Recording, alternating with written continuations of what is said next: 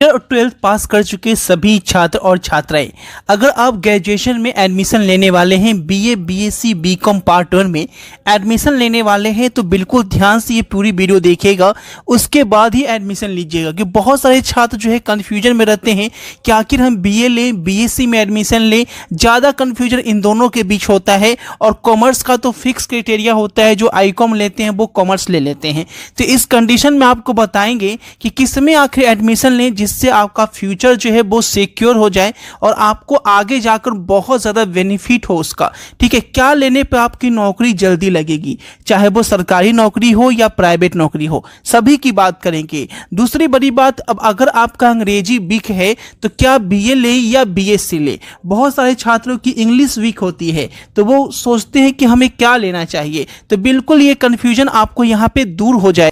तो ध्यान से यहाँ पे समझेंगे कि आपको बीए लेना चाहिए या बीएससी लेना चाहिए। ठीक है, बिल्कुल ध्यान से इसको समझेंगे।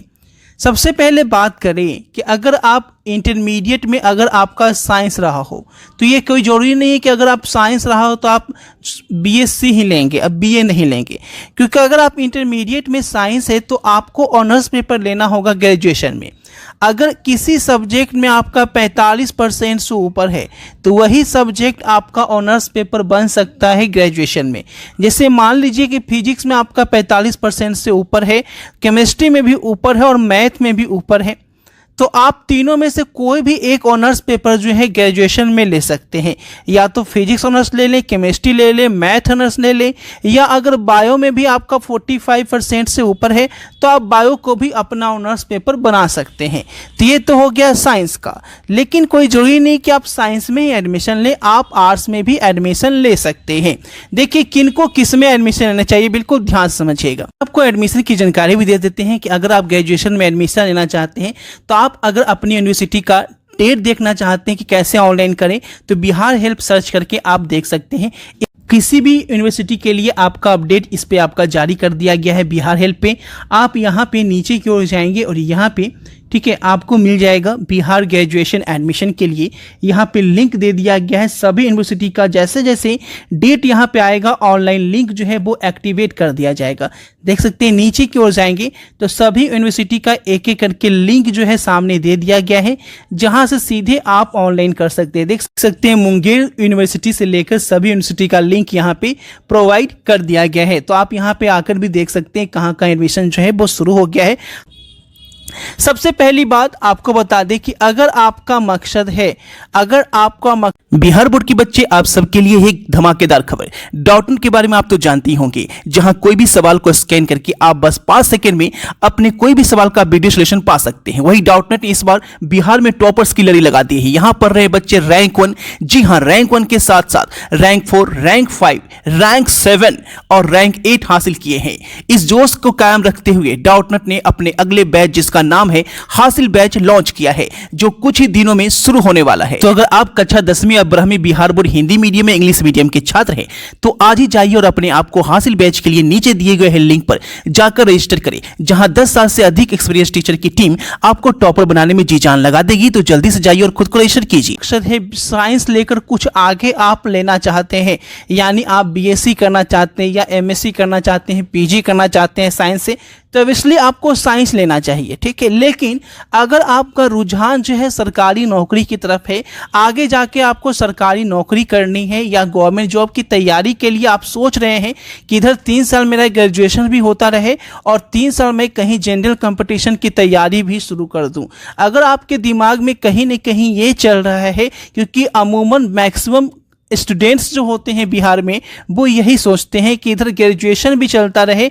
और उधर जनरल कंपटीशन की तैयारी भी शुरू हो जाए, तो उस हालात में अगर वो स्थिति है तो आपको बेनिफिट होगा कि आप जो है आर्ट्स लेकर तैयारी करें, यानी आर्ट्स ऑनर्स ले लें।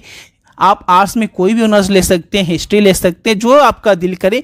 तो आप हिस्ट्री ऑनर्स मेरे हिसाब से ज़्यादा होगा अच्छा, या तो आप हिंदी ऑनर्स ले सकते हैं, इंग्लिश अच्छा है तो इंग्लिश ऑनर्स ले सकते हैं।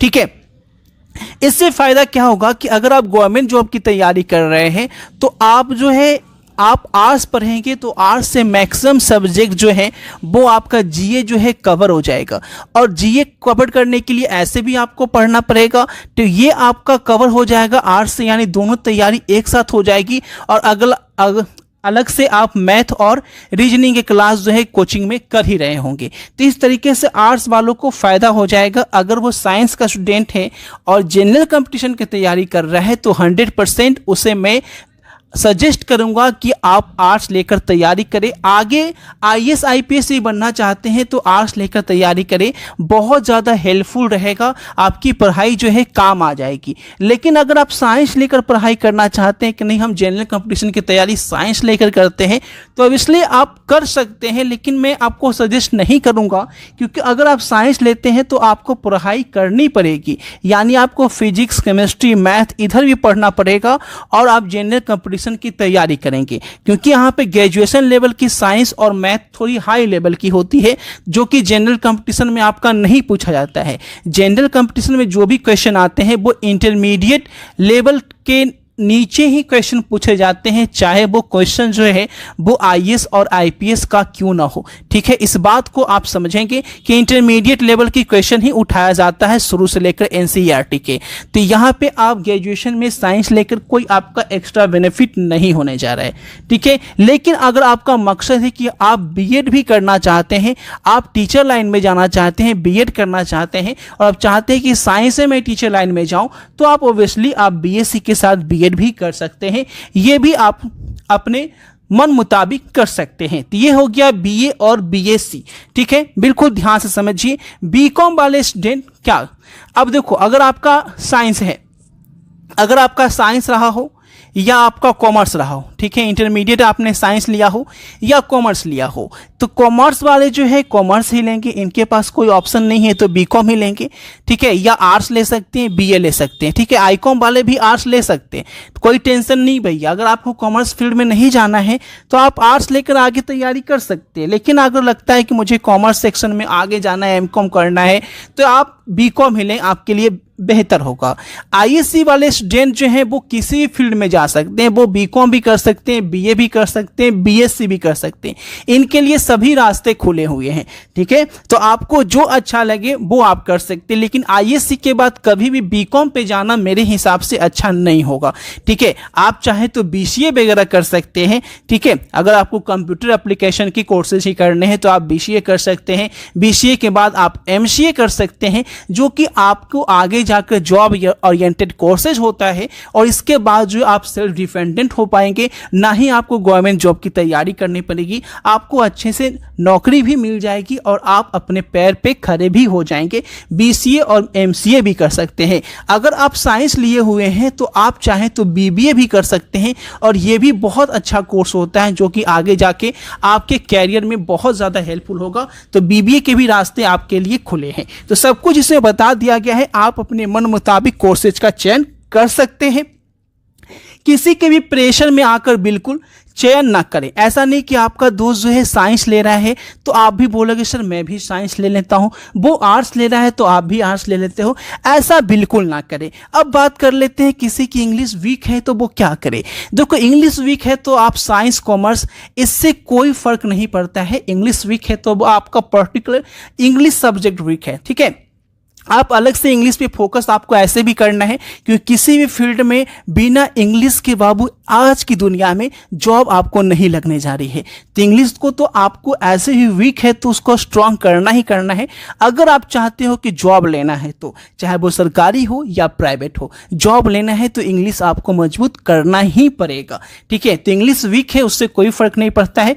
आप बीएससी बीए, ठीक है, बीकॉम, जो आपका दिल करे वो आप ले सकते हैं अपनी सुविधा के अनुसार।